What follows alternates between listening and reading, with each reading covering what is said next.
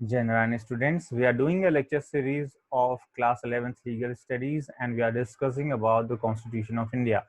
पहले लेक्चर में हम लोगों ने बात कर ली थी कॉन्स्टिट्यूशन क्या होता है और कॉन्स्टिट्यूशन का क्या रोल है हमारे कंट्री के गवर्नेंस में. Now we are going to study about the structure of the Indian constitution. तो आप सबको पता है दैट हमारा जो इंडियन कॉन्स्टिट्यूशन है it was adopted on 26th of November 1949 and it was fully enacted on 26th of January 1950. तो ये दोनों डेट आपको याद होगी, नहीं है तो बिल्कुल याद रखिए. एकदम से आपको तुरंत पता होना चाहिए, अगर कोई पूछे तो तुरंत आप बता पाएं कि कब अडॉप्ट किया गया, कब इनैक्ट हुआ. 26 जनवरी 1950. तो 26 जनवरी तो वैसे भी आपको याद होना चाहिए because it is the Republic Day of our country, we celebrate the Republic Day. और 26 नवंबर 1949 आप शुरू से ही एनसीईआरटी के पहले पेज पे प्रीएम्बल को पढ़ते आ रहे हो, जिसमें लिखा रहता है कि 26 नवंबर 1949 को ये अडॉप्ट किया गया था. और नहीं पढ़ा है अगर ध्यान से अभी तक, तो नेक्स्ट लेक्चर में मैं आपको पढ़ाने वाला हूँ प्रीएम्बल, उसमें हम लोग इसको डिस्कस करेंगे. सो फिलहाल हम लोग देखते हैं कि कॉन्स्टिट्यूशन, जब देखो स्ट्रक्चर का मतलब क्या है कि उसकी बनावट क्या है. तो हम देखेंगे कि जैसे आपकी कोई भी बुक होती है, आप कॉन्स्टिट्यूशन को क्या समझते हो, इट इज अ बुक ना. तो जैसे आपकी बुक होती है तो उस बुक को अगर आप देखोगे तो उसका स्ट्रक्चर क्या होगा.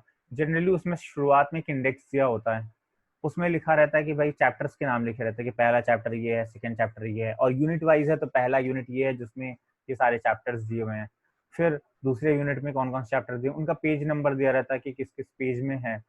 तो ये सारा आपका स्ट्रक्चर है. वैसे हमारा कॉन्स्टिट्यूशन का भी कुछ स्ट्रक्चर है, जिसमें कि ये आप पढ़ेंगे कि कौन से इसमें चैप्टर्स जो हैं वो पार्ट के नाम पर दिए हुए हैं. और जैसे आपकी बुक में हर चैप्टर में टॉपिक वाइज दिया रहता है कंटेंट, वैसे ही हमारे कॉन्स्टिट्यूशन में हर पार्ट में आर्टिकल्स दिए हुए हैं जो एक टॉपिक वाइज कह सकते हैं कि आपको कंटेंट प्रोवाइड करेंगे.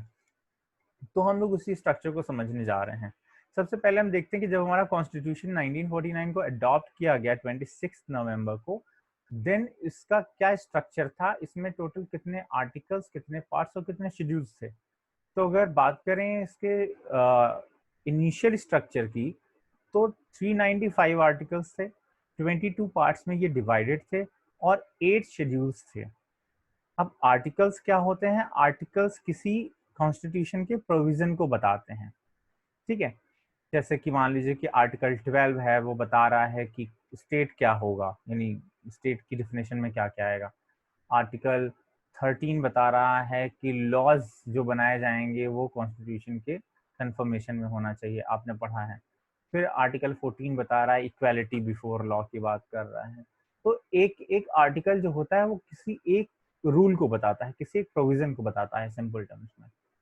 और जो पार्ट्स होते हैं उनमें ही ये हमारा पूरा जो कॉन्स्टिट्यूशन है वो क्लासिफाइड है.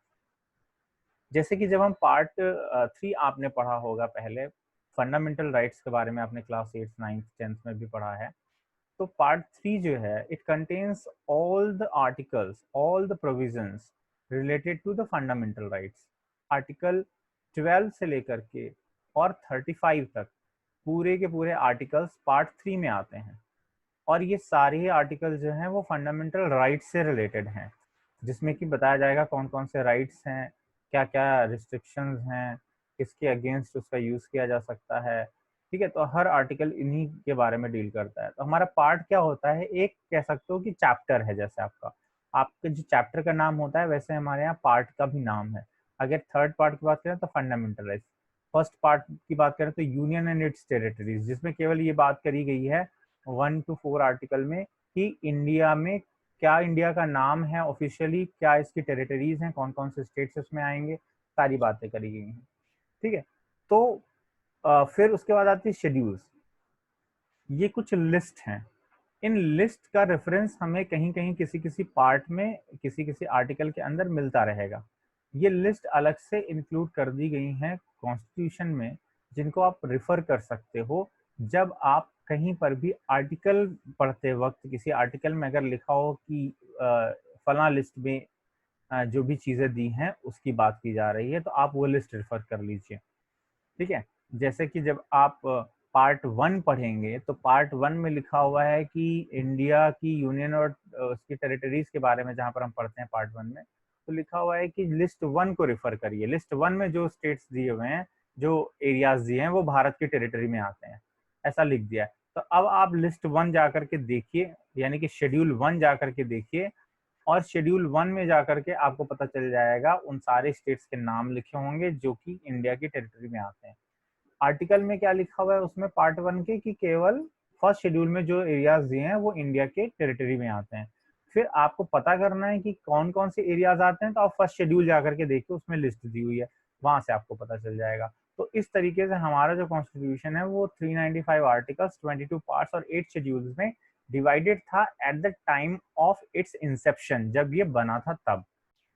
फिर अगर हम अभी की बात करते हैं तो अभी हमारे कॉन्स्टिट्यूशन में टोटल 448 आर्टिकल्स, 25 पार्ट्स और 12 शेड्यूल्स हैं आज की डेट पर हमारे यहाँ। क्योंकि आपने सुना होगा कि बहुत बार हमारे कॉन्स्टिट्यूशन को अमेंड किया गया है।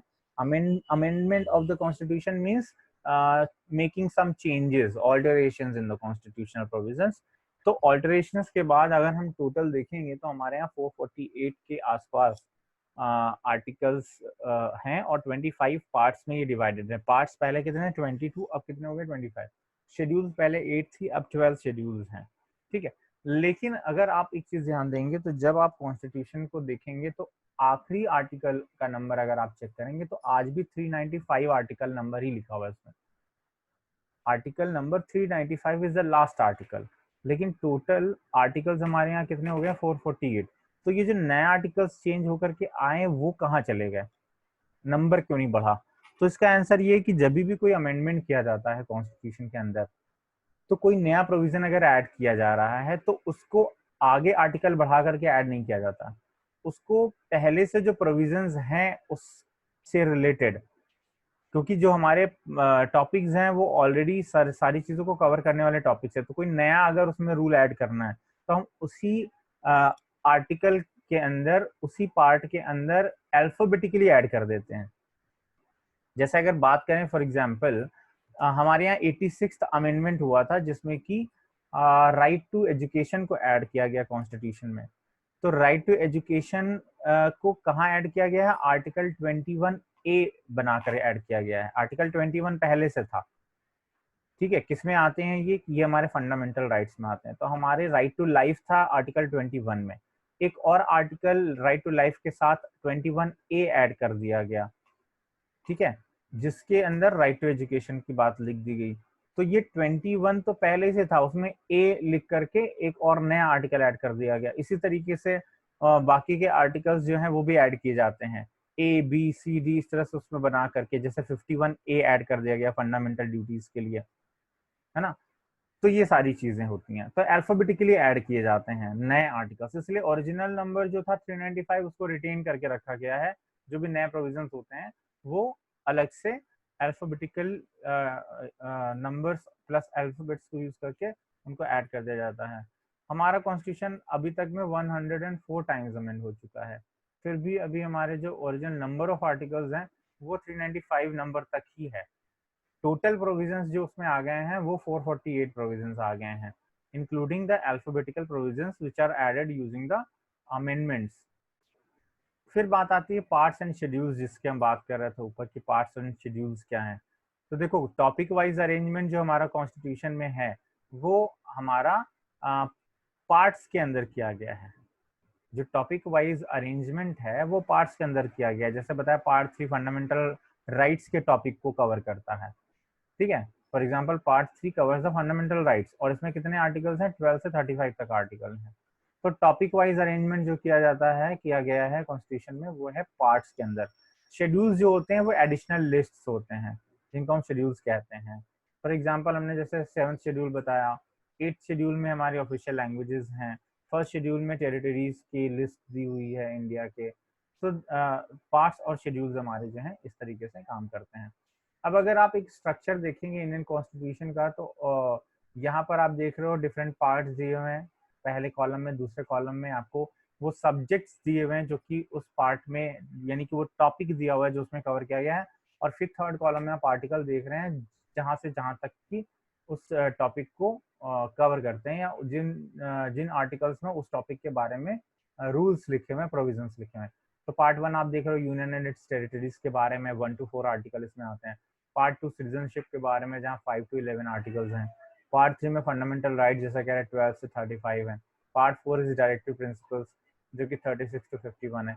इसी तरीके से आप देखोगे तो ढेर सारे आपको यहाँ पर पार्ट्स और उसके टॉपिक्स, फिर उसके आर्टिकल्स जो उसमें आते हैं, वो सारी चीज़ें मिल जाएंगी। तो आज के लेक्चर के लिए इतना बहुत है। आपको अगर इसमें कोई डाउट है, कोई क्वेरीज हैं, then you can ask when in the live session. Thank you students and general.